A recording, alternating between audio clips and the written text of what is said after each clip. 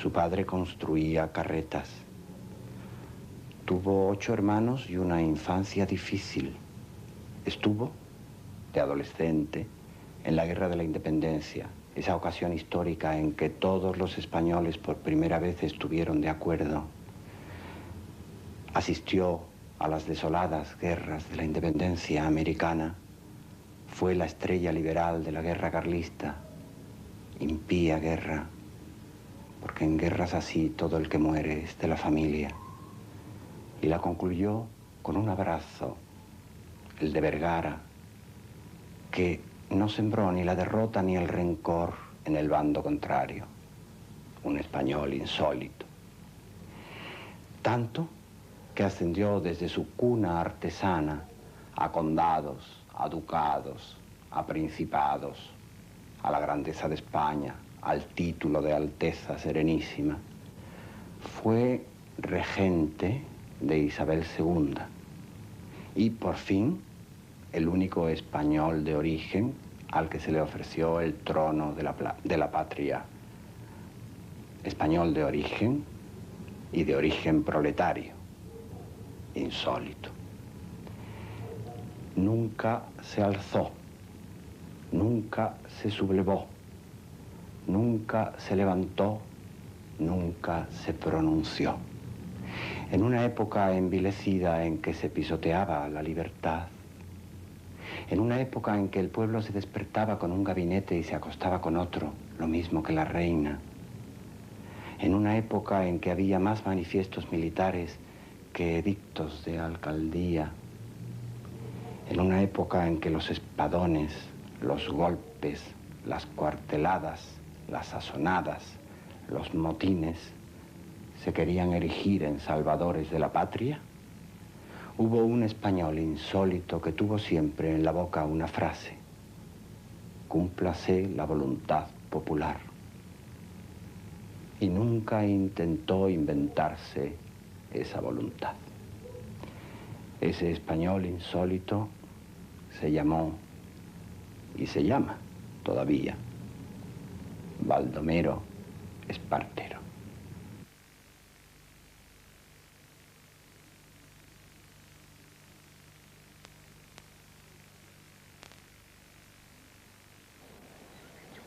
De una vida nunca se puede decir que está agotada.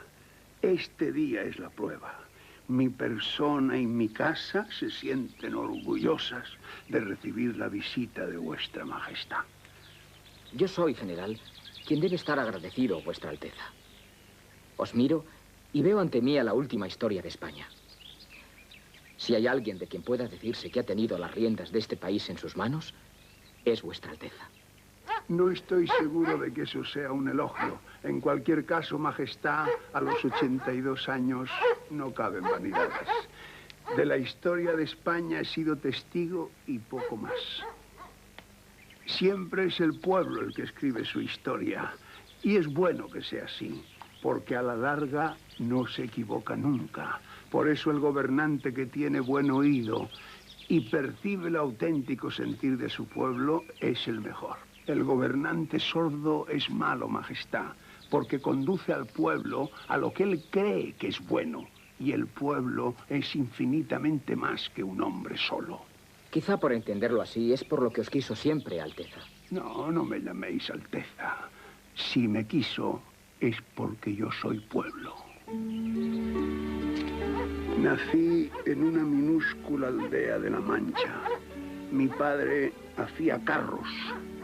Siempre que lo recuerdo lo veo trabajando, secándose el sudor y trabajando. Y a mi madre azacaneada sacando de donde nada había. Fui el más pequeño de 9 hermanos. Esas son cosas que el pueblo entiende bien, majestad. No me llaméis majestad. He venido a pediros consejo. ¿Podríamos tutearnos? A los Borbones siempre les ha gustado tutear a todo el mundo. De acuerdo. Si hubiese tenido hijos, mis nietos serían mayores que vuestra majestad. Llámame Alfonso entonces, general. Y de tú. Siempre te he admirado. Cuando el otro día me puse al frente del Ejército del Norte, pensé cuánto me alegraría terminar esta guerra con los carlistas como tú terminaste la primera. Sí, un abrazo no es mal modo de acabar una guerra. Eres muy joven, hijo. Tengo 17 años. Bueno, yo empecé un año antes. No aguantaba en el seminario de Almagro entre latines mientras los franceses invadían España. ¿Cómo te llamas? Baldomero Espartero Álvarez, 16 años. Hijo de Antonio y de Josefa. Natural de Granátula, provincia de Ciudad Real. Oficio estudiante. Quiero alistarme como voluntario. Más despacio, que no soy una máquina. ¿Por cuánto tiempo? Por todo el que dure la guerra contra los franceses, mi sargento. Ojalá sea muy poco. ¡Viva España! Desde entonces he sido militar. Mi bautismo de fuego fue terrible. La derrota de Ocaña. Pasaron de 6.000 los muertos y de 13.000 los prisioneros, pero ni un solo instante supe lo que era el miedo. Y por primera vez me sentí hombre.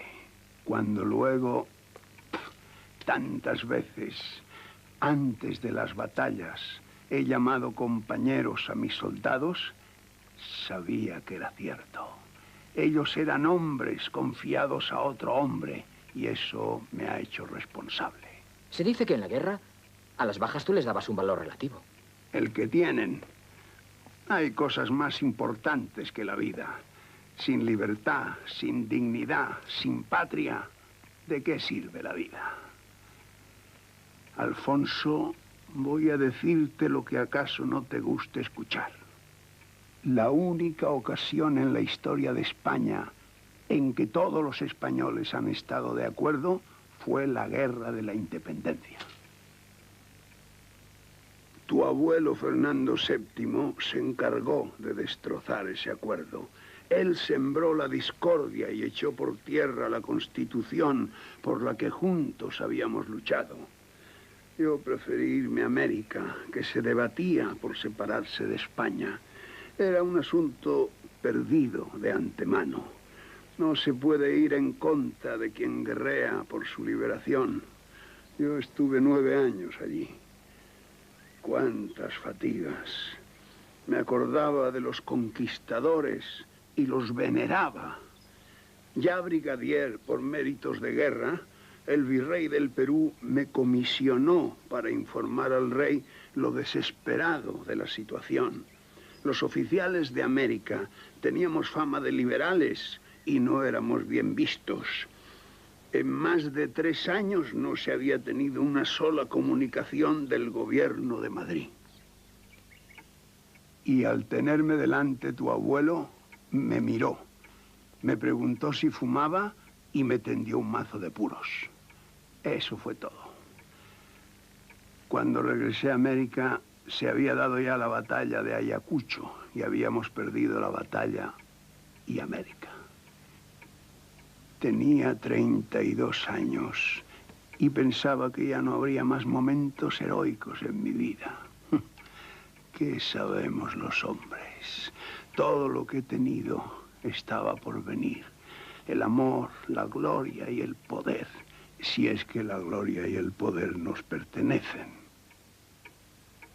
Quieres a Jacinta Martínez Sicilia como legítima esposa y prometes honrarla y respetarla, en lo bueno y en lo malo, en la salud y en la enfermedad, hasta que la muerte os separe.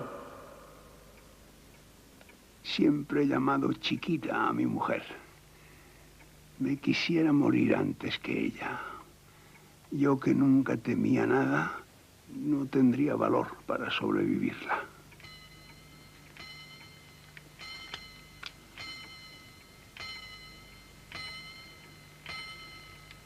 En medio de las guerras, de las conspiraciones, de los viajes, de la soledad del poder, entre el estruendo de la artillería y el calor de las marchas, o las grandes nevadas, o las heridas y las enfermedades, apenas he dejado pasar un día sin escribirle a ella. Si se me preguntara qué es lo que más agradezco de cuanto la vida me dio, diría sin dudar que mi mujer.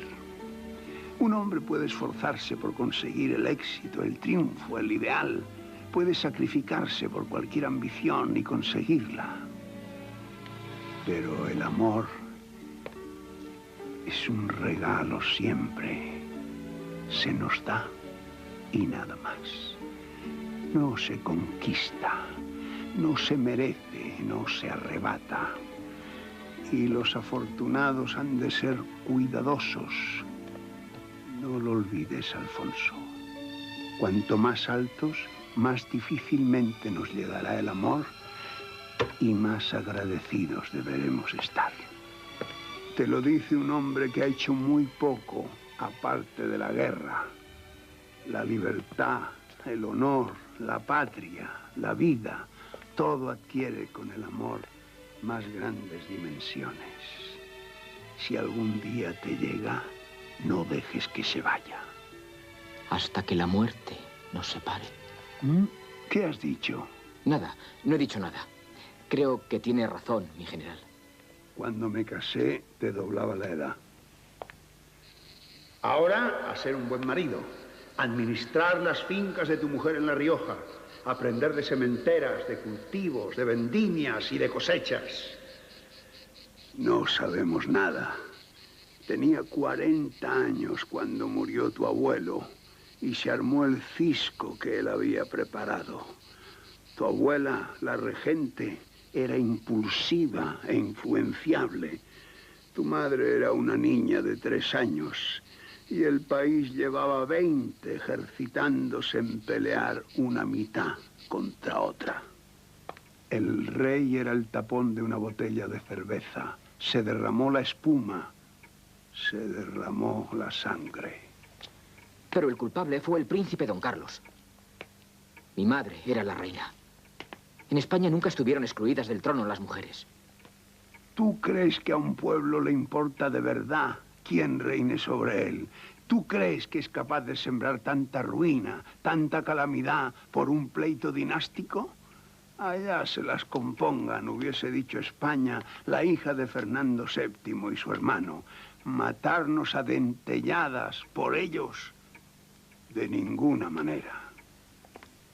Pero no se trataba de eso, hijo mío. La causa era más honda.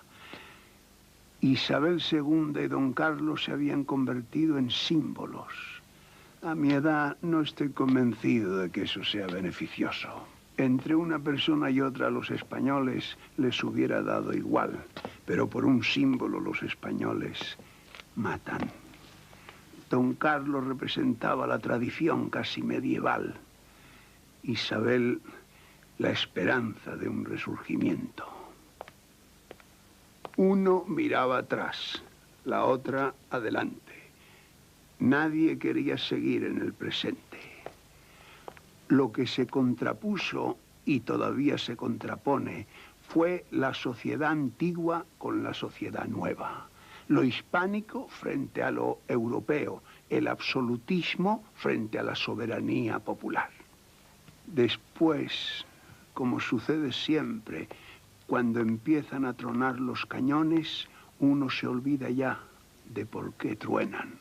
Esto es lo malo de las guerras, que es preciso ganarlas una vez declaradas.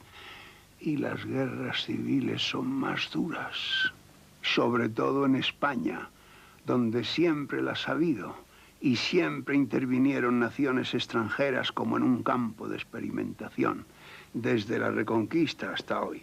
Oriéntame, general, sobre la estrategia que deberé seguir. Aquí siempre hemos hecho unas guerras muy raras. Aquí cada batalla si sale con barba San Antón y si no la Purísima Concepción. ¿Cuántas veces hemos comenzado una acción conforme a la teoría de los estados mayores y hemos acabado improvisando una arenga? Un cuerpo a cuerpo, con la espada en la mano y con las bayonetas, igual que una trifulca de arrieros y aguadores. Había que buscar la eficacia, matar o hacer huir. Yo siempre, por humanidad, procuraba disparar a la cabeza. Cada bando hacía lo que podía. Entre ellos destacaban Zumalacárregui y Cabrera. Entre nosotros, Espoz y Mina. Y yo. ¿Con qué ejército organizado contabais? Con ninguno. Yo, ni en los mejores tiempos, cuando dispuse de más medios, logré sostener líneas fijas como mandan los libros. Los recursos o eran insuficientes o llegaban tarde para cumplir mis planes.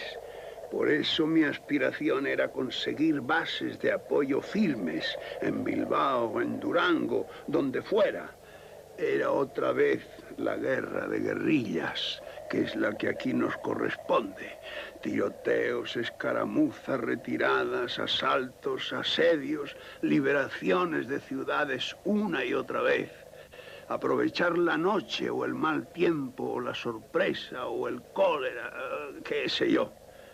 ¿A eso se le llama estrategia?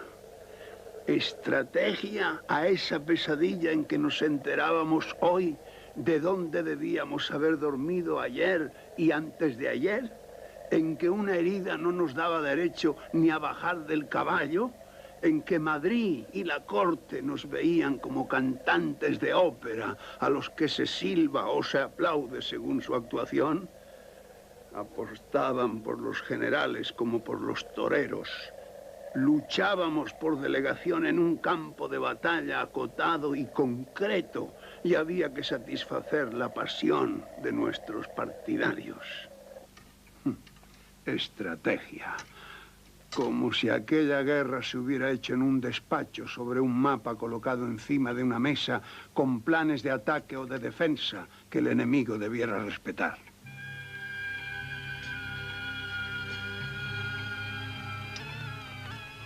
Fue una guerra civil, hijo mío.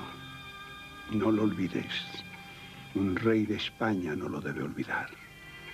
Una guerra salvaje y despiadada, a sangre y fuego, donde el que muere siempre es de la familia.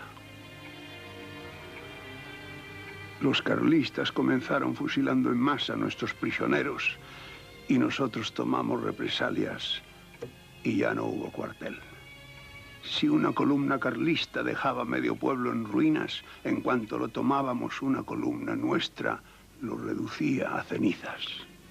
Y era necesario destruir cuanto más mejor, cuanto más deprisa mejor, para que aquella pesadilla concluyera cuanto antes.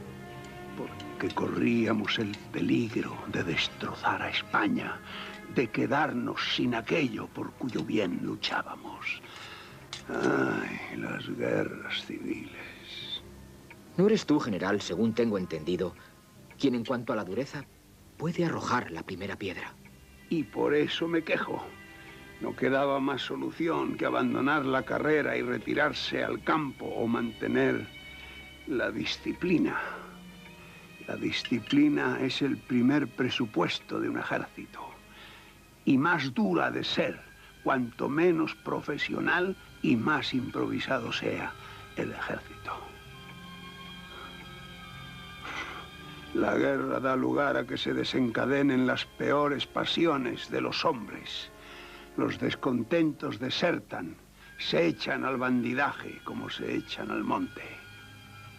Son carlistas o liberales, según su conveniencia. Forman gavillas de forajidos que contrabandean, roban o asesinan. La guerra es buen pretexto para cualquier maldad y es preciso ser rígido. Bastante se tiene con el enemigo de enfrente como para permitir que crezca otro dentro. Sin decisión y sin autoridad no hubiésemos ganado. Sin un ejército unido y obediente, ¿qué guerra puede hacerse? Y todo me tocaba a mí. Los demás generales no tenían prestigio suficiente, ni nadie se lo hubiera consentido. A mí me amaban mis soldados. Yo iba con ellos a la cabeza, sin descanso, sin tregua. Era uno más, pero delante. Primero la reina gobernadora me nombró comandante general de Vizcaya, luego de las provincias vascongadas. Aún escucho en algunos momentos el estrépito de las batallas y veo en este pacífico paisaje aquellas correrías como si lo que una vez sucedió se quedara ya siempre sucediendo. Montado en mi caballo Jaricán, hasta que lo mataron. Fueron Oñate y Guernica los peldaños iniciales.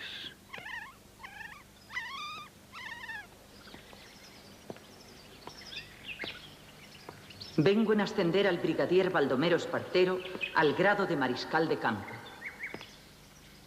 Cuántos nombres se me grabaron indeleblemente en la memoria, en el pellejo, en la hoja de servicios. Burceña, Artagas, Alsasua, Orio, Orduña, Arlabán, Estella, Mentigorría y también las derrotas, el Alto de Descarga, Durango y Ceanurri, y mi lucha con los generales en jefe y con los gabinetes y con la reina gobernadora que pactaban a espaldas mías con el enemigo. Demasiados flancos, demasiados puntos débiles, demasiados frentes sin cubrir. Pero en Bilbao tenías la cita con la gloria. 3 cercos le rompí. Don Carlos necesitaba la plaza de Bilbao para subir la moral de su tropa y como garantía de los préstamos que había solicitado. Primero mandó a Zumalacárregui a sitiarlo y él acudió contra su criterio y su voluntad por estricto deber. A mí, por el contrario, el alto mando me había ordenado que no fuese a salvar Bilbao. Zumalacárregui obedeció y encontró allí la muerte. Yo desobedecí y encontré los laureles. Hice una vez más la guerra por mi cuenta. Si me hubieran derrotado, me habrían pasado por las armas. Son riesgos del oficio. Pero el pretendiente volvió a sitiar Bilbao con 14 batallones al mando de Maroto. Yo acudí desde Viana y levanté con facilidad el sitio en 15 días. Por lo cual, se ha ascendido el mariscal Espartero al grado de teniente general. Urge desalojar al enemigo de sus ventajosas posiciones en Orduña. Urge derrotar al enemigo en las alturas de Arlabán. Por el presente decreto nombro al general Espartero general en jefe del Ejército de Operaciones del Norte, virrey de Navarra, capitán general de las provincias vascongadas. Don Carlos seguía codiciando Bilbao.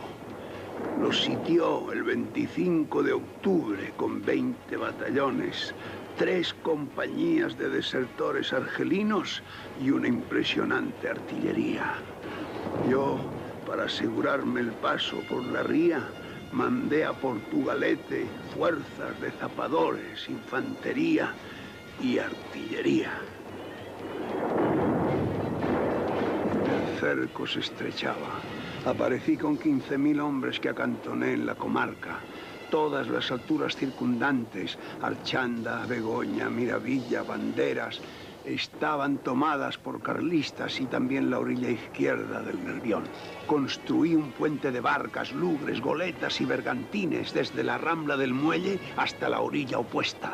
Y a pesar de las continuas hostilizaciones, pasé la mitad de mi tropa con 800 caballos y varias baterías que conquistaron Algorta y Lejona y las alturas inmediatas. Era el 1 de diciembre. En la plaza faltaban víveres y los carlistas apretaban. Tomar cuesta arriba los cerros ocupados por los rebeldes era un suicidio, y en este tira y afloja llegó la Nochebuena. Hacía tanto frío que los soldados envolvían los dedos con trapos para poder disparar los fusiles. El día estaba oscuro y recio. Yo supe que a la mañana siguiente don Carlos se proponía el asalto general a la plaza. Nunca tuve buena salud, pero entonces la tenía peor que nunca. En cama, enfermo, con muy grave dolor, comprendí que había que abortar el plan adelantándose. Tomar la altura de los montes Cabras y Banderas, enfilar el camino que como un foso los separa y abrirse paso hasta la carretera que conduce a Bilbao. Una operación inverosímil, pero no había otra. Y clave de ella era el puente de Luchana sobre un afluente del Nervión. A las 4 de la tarde comenzó el zafarrancho. El general Orá pasó a mis soldados al otro lado de la ría, en lanchones, protegidos por nuestros tiradores desde las dos orillas. Pero también los carlistas tenían puntería y habían descubierto ya mi intento defendiéndose en Banderas y Cabras. Moría mucha gente y la nieve cubría los cadáveres. Yo deliraba por la fiebre y veía, como la veo ahora, la batalla con otros ojos que los de la cara. Retrocedían mis tropas desde el puente de Luchana. El enemigo tenía ventaja desde las faldas de los montes. Orá abogaba por la retirada.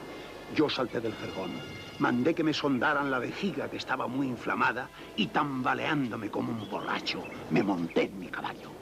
¡Adelante! ¡Adelante! ¡Adelante, soldados! ¡Compañeros! ¡Viva Isabel II! ¡Viva la libertad! Tomamos el puente de Luchana y ascendimos ardiendo a los cerros próximos. En el de Banderas se concentraron los carlistas. Era su única esperanza. Pero los arrollamos, los despeñamos por el otro lado en dirección a Azúa, a Erandio, a Derio. La Navidad amaneció en Bilbao isabelina. Qué cansancio y qué vigor me produce todavía recordarlo. Vengo en conceder al general Espartero el título de vizconde de Banderas y el título de conde de Luchana. Esta perilla, que a veces pienso si nació conmigo, se llamó también Luchana desde entonces.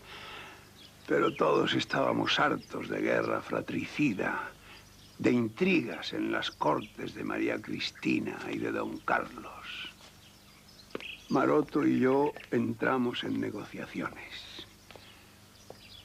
Algunos otros, bajo cuerda, nos ayudaron a sembrar la discordia en el cuartel general enemigo. Pero para apresurar la paz eran precisas más conquistas. Cayó Ramales, cayó Arlabán. Por esta carta escrita de mi puño y letra, otorgo a vuecencia, en pago de los favores a la corona de España y de vuestros merecimientos, el título de Grande de España y el de Gentilhombre del Reino. El 31 de agosto de 1839 firmamos el convenio de Vergara. Paz y fueros era lo que querían los soldados carlistas. Había que vencer sin destruir, porque todo era España. La victoria solo por las armas habría conducido a una ocupación militar permanente de las provincias vascas y Navarra, una carga onerosa para ellas y para la nación. Y sus ciudadanos se habrían convertido en una amenaza constante de perturbación. No lo olvides, Alfonso, no lo olvides. Formó en el campo de Vergara el ejército de la reina y ante él desfilaron las tropas carlistas. Después quedaron frente a frente. Yo entré con mi estado mayor y Maroto sin el suyo y sin escolta, solo con sus ayudantes. Era necesario que nadie olvidase esa escena. Juntos pasamos revista y juntos saludamos a las dos banderas. Luego hicimos alto en medio de los frentes y caballo con caballo, Maroto y yo nos abrazamos. Abrazaos unos a otros, hijos míos, igual que yo abrazo al general de los que fueron nuestros contrarios. A propuesta del gobierno me es grato conceder al general Espartero el título de Duque de la Victoria. En Aragón aún quedaban rescoldos. El general Cabrera, al que llamaban el Tigre del Maestrazgo, lo busqué en su guarida por Cantavieja y por Morella y lo derroté, persiguiéndolo camino de Francia. Por fin había concluido esa lucha entre hermanos. El título de duque de Morella con el toisón de oro. La cruz de la Orden del Baño del Reino de Inglaterra. El gran cordón de la Legión de Honor del Reino de Francia. Las insignias de la Torre de la Espada del Reino de Portugal. Para el hijo de un fabricante de carros no era mala carrera. Tenía 46 años y aún me quedaba lo peor. Aún me quedaba esa triste comedia de los manifiestos, de los pronunciamientos, de las sublevaciones, de los golpes de Estado. Yo no me alcé jamás, yo no me levanté. Para mí siempre estuvo sobre todo la voluntad nacional. Tu abuela, la reina gobernadora, más bien a su pesar quiso contar conmigo.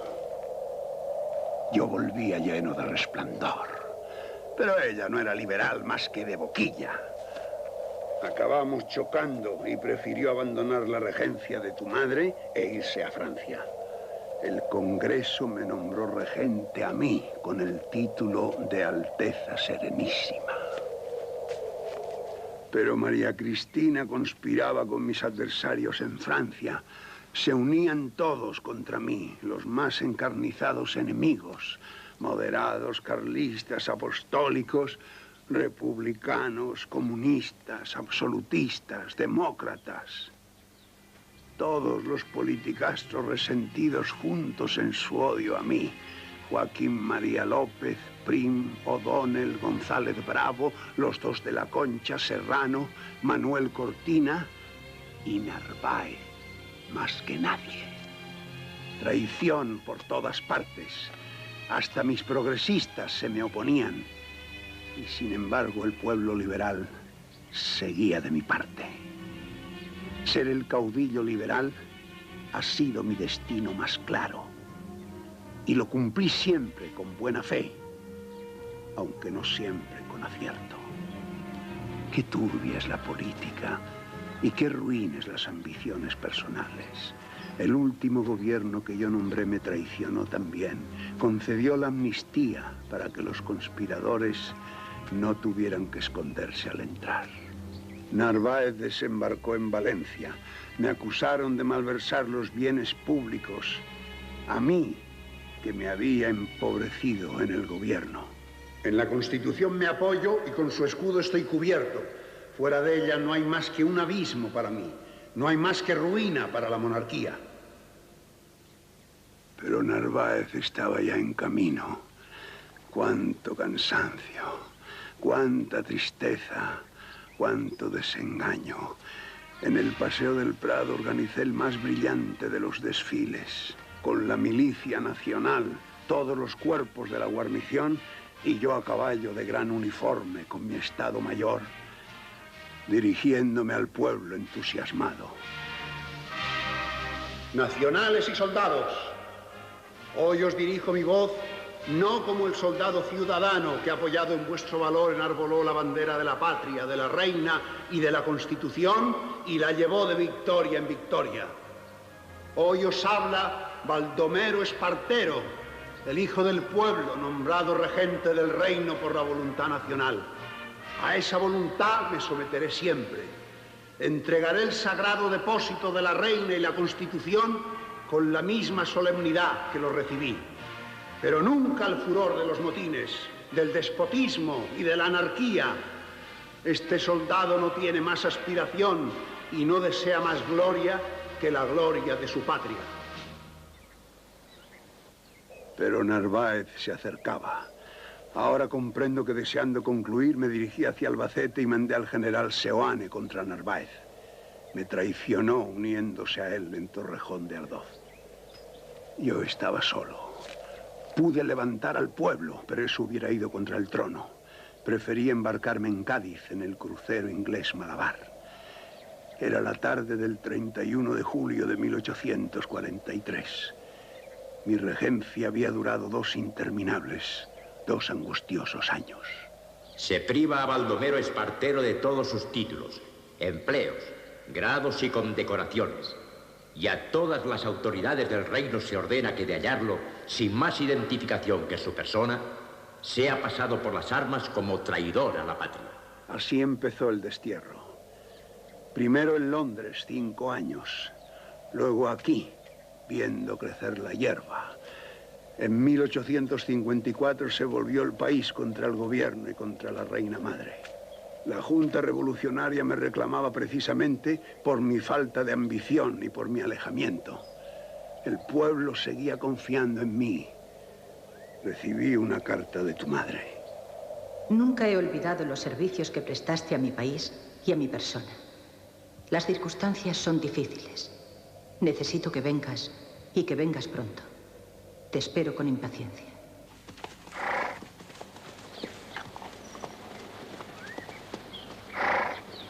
Las calles de Madrid, que eran un campo de batalla, se transformaron en una apoteosis para recibirme. Ahora resulta que yo era el símbolo de la unión de todos los partidos. Los políticos de vaivén se me ofrecían. Entré en una carretela abierta, rodeado de una ingente muchedumbre, de vítores, de aplausos, de flores. Yo ahora era la paz y el orden, el triunfador de una revolución en la que no intervine. Esta vez fue O'Donnell quien me engañó, O'Donnell y la reina. Convoqué cortes constituyentes para serenar al país con una constitución que nunca se firmó. Ni un solo día sentí que gobernaba. Cuando la reina me privó del puesto, Madrid se alzó de nuevo en barricadas. La guarnición puso sitio a las cortes. Yo pude hacerme fuerte con el pueblo, pero hubiera sido a costa de la monarquía. Y otra vez me invadió la desgana, la desesperanza, la certeza de que cuanto se hiciera aquí era ya inútil. Me volví a Logroño para siempre. Qué bueno que en el mundo sucio, hostil, cicatero, haya existido un Logroño para mí. Con mis caballos, con mis perros, con mis relojes que marcan horas limpias, horas serenas, melodiosas. Con mi mujer, que me ha querido toda la vida invariablemente. Con mi mala salud de hierro, el asma, el corazón, los riñones, el hígado, en Logroño definitivamente. Tranquilo ya, esperando, sin inquietud ni impaciencia, la muerte. Pero tarda. Aquí llegó la noticia del destierro de tu madre en septiembre del 68. Cúmplase la voluntad nacional. Y la carta de Prim. Con los respetos debidos, desearía saber si podría contarse con la aceptación de vuestra Alteza para ser rey de España en el caso de que las Cortes se dignen a elegirlo. Todos me reclamaban otra vez. El pueblo más que nadie. Los demás no los queremos, Espartero es popular, rey lo debemos alzar, o sin rey nos quedaremos. Pero yo había renunciado de antemano, había renunciado a todo ya. Cuando Amadeo de Saboya fue elegido rey de España, cúmplase la voluntad nacional. Vino aquí y se sentó donde estás tú. Y le hablé como hablo hoy contigo, precaviéndole de lo difícil de reinar sobre quienes ponen su propio afán o el de sus partidos por encima del proyecto común, el proyecto de restaurar España. Recuerdo sus palabras al despedirse. Os ruego, general, que recibáis como prueba de mi gratitud el título de Príncipe de Vergara con tratamiento de Alteza Real. Si no sois rey, es porque no aceptasteis la corona. Después vino la noticia de la proclamación de la República. Cúmplase la voluntad nacional.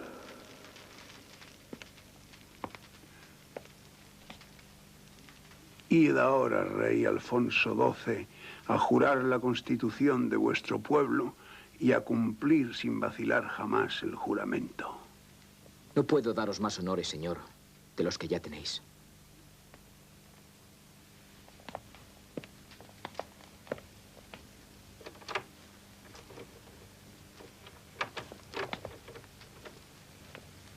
Yo a vos sí.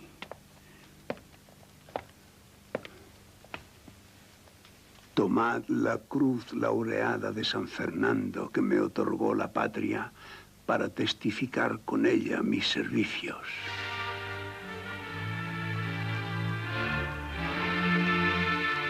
Espero que os recuerde los que habréis de prestarle vos y os manifieste que el poder, como una cruz, ha de llevarse y no como una gala. Os lo asegura el hijo de un carretero de La Mancha. Gobernad rectamente, sed justo y ponderado, y no olvidéis que más alta que la vuestra ha de estar siempre la voluntad de la nación, de la que solamente sois el primer mandatario. Amad, señora España, sobre todas las cosas.